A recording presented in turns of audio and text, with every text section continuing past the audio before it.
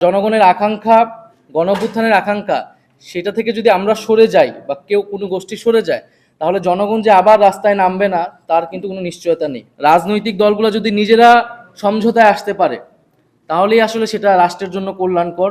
স্বার্থে বা ক্ষমতার মোহের কারণে যদি এই দাবি আটকে যায়, এটা এমন না যে এই দাবি কখনোই পূরণ হবে না। শেখ হাসিনা সরকারও মনে করেছিল সেই সময় অনেক দাবি, কোনো দাবি কিন্তু পূরণ হয়নি, এবং মনে করেছিল তিনি যা বলবেন সেভাবেই আসলে জাতি এবং রাষ্ট্র চলবে।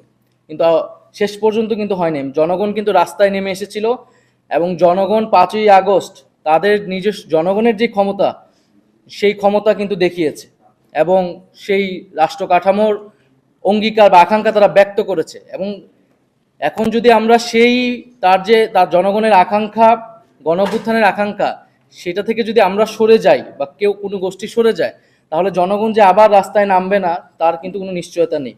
ফলে আমরা মানুষের উপরে, জনগণের উপরে এবং জুলাই গণঅভ্যুত্থানের যে শক্তি তাদের উপরে আস্থা রাখতে চাই, এবং আমরা মনে করি এখনো আমাদের সম্ভাবনা বা সুযোগ হারিয়ে যায়নি। আমরা যে কথাটি এসেছিল যে আসলে দুই প্রান্তে যদি চলে যায় তাহলে আসলে কিভাবে সমঝোতাটি হবে, তো সেটার জন্য আমরা মনে করি আলোচনার কোনো বিকল্প নেই, এবং আলোচনার জন্য আমরা সবসময় উন্মুক্ত।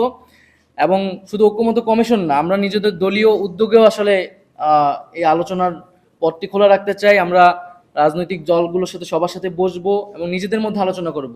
কারণ আমরা মনে করি যে রাজনৈতিক দলগুলো যদি নিজেরা সমঝোতায় আসতে পারে তাহলেই আসলে সেটা রাষ্ট্রের জন্য কল্যাণকর, এবং সেক্ষেত্রে কোনো বিরাজনীতিকরণের সুযোগ বা অরাজনৈতিক কোনো ফ্যাক্টর এখানে কাজ করার সুযোগ আসলে থাকে না। কারণ রাজনৈতিক দলগুলো যদি নিজেদের মধ্যে সমঝোতা করতে না পারে তাহলেই আসলে জাতি বিভাজিত হয় সবসময়।